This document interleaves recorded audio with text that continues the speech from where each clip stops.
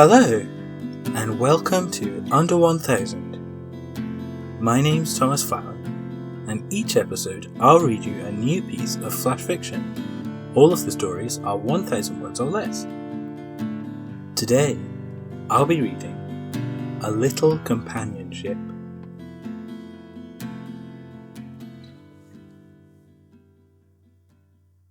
Hugh didn't remember when Frank had started appearing. At his age, it hardly seemed worth keeping track of the comings and goings in the nursing home anymore. There were always new people, brought in by their family usually, and sadly, there were always those who were leaving too. Coming in might be happy enough, depending on the person, but one way or another, leaving usually wasn't. Either way, Hugh had given up trying to follow who was and wasn't there day to day a long time ago. All he wanted to do now was play cards. And that's how he wound up meeting Frank. They were downstairs together, Hugh, Agnes, Doreen and Ernest, playing a hand or two of rummy as they whiled away the hours before dinner. It had become something of a custom for them, a little unofficial group of card sharks who would meet up to challenge each other to a game in order to waste some of the seemingly endless hours. On this particular day, however, they were surprised to be approached by a new figure, interested in joining in. How well can you play? Was all Hugh had wanted to know. Frank had assured him he was more than capable of holding his own, and so had been allowed in for a trial run for one afternoon. After thrashing the group in several rounds, it was soon agreed that Frank would be allowed to become a full-time member. Over time, Hugh and Frank became close with one another. The two were both fiercely competitive, neither enjoying the prospect of the other beating them in their daily card games. And yet somehow this antagonistic streak created a strange kind of respect. They were evenly matched in so many ways, and a strange friendship began to develop as a result. Hugh found himself drawn not only to play cards with Frank, but also to eat with him, watch telly with him, go for walks with him, sit and chat with him. It was a long time since Hugh had felt like he'd had a real best friend. He had thought for quite a while that such things were behind him. The province of youth and adulthood maybe, but not for an old man like him. However, within a matter of weeks, he had managed to acquire a budding new relationship for himself, and one which, though he might not admit it necessarily, he came to treasure. Over time, the two split off from the rest of the group, choosing increasingly to play games by themselves up in Frank's room. There was something endearing about being alone together, focused on the cards and yet enjoying one another's company still.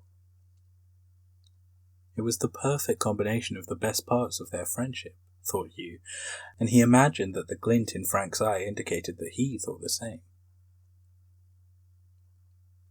On one particularly lethargic afternoon, as the two were playing a quick game of casino, Hugh found a sudden, strange urge growing within him.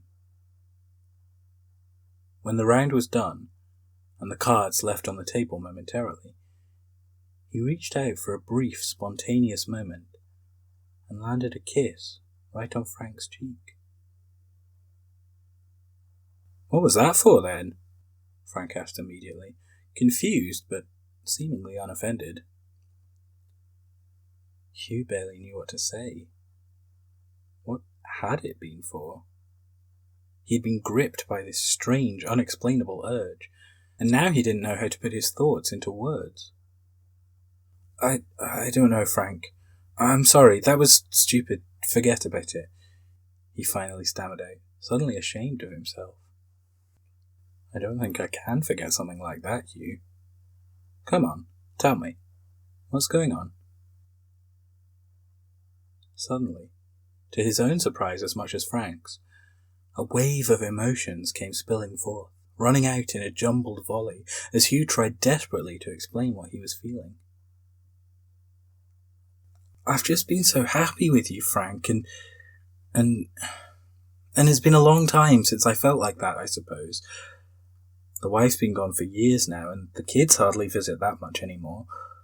All my friends are either gone or scattered somewhere else entirely. I don't get many people to spend time with like this, to feel happy with, and I suppose I just wanted to let you know that I cared about you.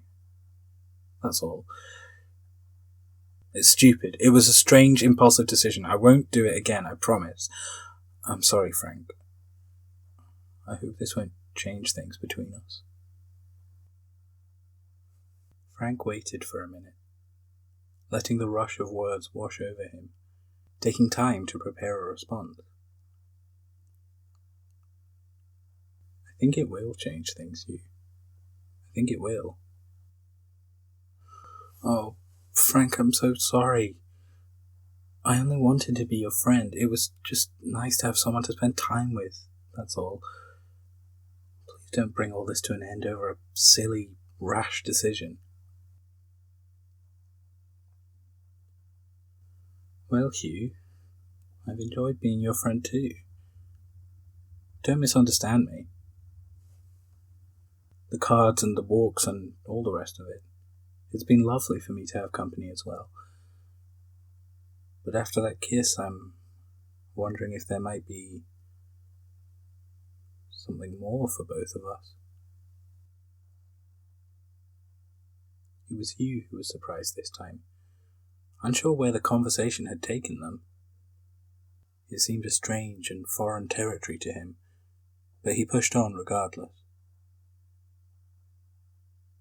You don't mean... Well, what do you mean, Frank? Hugh, my wife is also long gone. I've also felt alone for a long time, and now I have you, and I don't feel so alone anymore. And if there's something more we could make of that, I say, what do we have left to lose?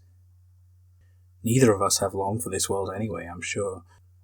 So, we might as well try making each other really, truly happy. And with that, Frank leant in and kissed Hugh. And although it was still strange, Hugh really, truly did feel happy.